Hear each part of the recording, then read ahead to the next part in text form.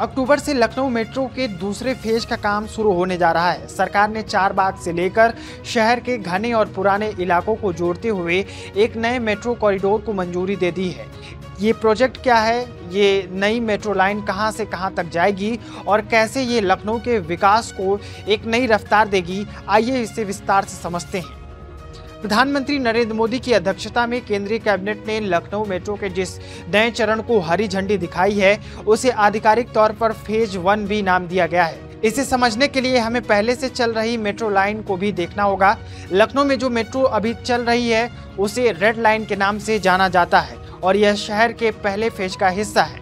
इसकी कुल लंबाई लगभग 22.8 किलोमीटर है और इस पर 21 मेट्रो स्टेशन है। जब नया 11 किलोमीटर का कॉरिडोर बनकर तैयार हो जाएगा तो लखनऊ में मेट्रो का कुल नेटवर्क बढ़कर 34 किलोमीटर का हो जाएगा, जो शहर के एक बड़े हिस्से को कवर करेगा।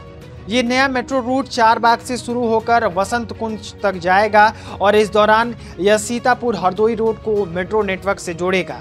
इस पूरे कॉरिडोर की लंबाई 11.165 किलोमीटर होगी। इस लाइन पर कुल 12 नए स्टेशन बनाए जाएंगे, जिसमें से 7 स्टेशन जमीन के नीचे यानी अंडरग्राउंड होंगे और 5 स्टेशन एलिवेटेड यानी खंभों के ऊपर बनाए जाएंगे।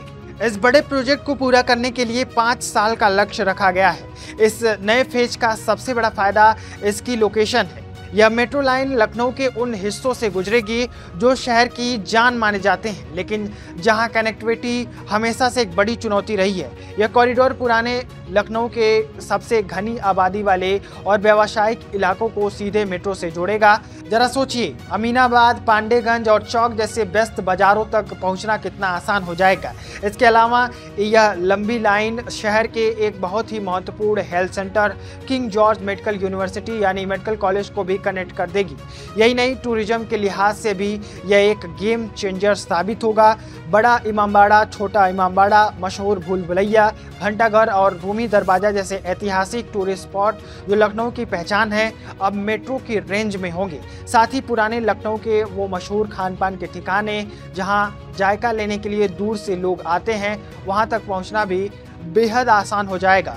इस बेहतर कनेक्टिविटी से न सिर्फ लोगों का सफ़र आसान होगा, बल्कि इन इलाकों में व्यापार और टूरिज्म को भी ज़बरदस्त बढ़ावा मिलेगा। इसका एक और बड़ा असर शहर के ट्रैफिक पर पड़ने वाला है। पुराने लखनऊ की सकरी गलियों पर अक्सर लगने वाले जाम से लोगों को बड़ी राहत मिलने की उम्मीद है। जब लोगों के पास तेज पब्लिक ट्रांसपोर्ट का ऑप्शन होगा तो सड़कों पर गाड़ियों का बोझ अपने आप कम हो जाएगा। इससे न सिर्फ यात्रा का समय बचेगा, बल्कि पर्यावरण को भी फायदा होगा। आर्थिक नज़रिए से देखें तो जब शहर के अलग अलग कोने जैसे एयरपोर्ट, रेलवे स्टेशन और बस डिपो आपस में बेहतर तरीके से जुड़ जाएंगे तो लोगों के लिए अपने काम की जगह पर पहुंचना और आसान हो जाएगा, जिससे उनकी प्रोडक्टिविटी बढ़ जाएगी। नए मेट्रो स्टेशन के पास लोकेशन बिजनेस को भी एक नया बाजार मिल जाएगा और ऐसे इलाकों में इन्वेस्टमेंट आने की संभावना भी बढ़ जाएगी।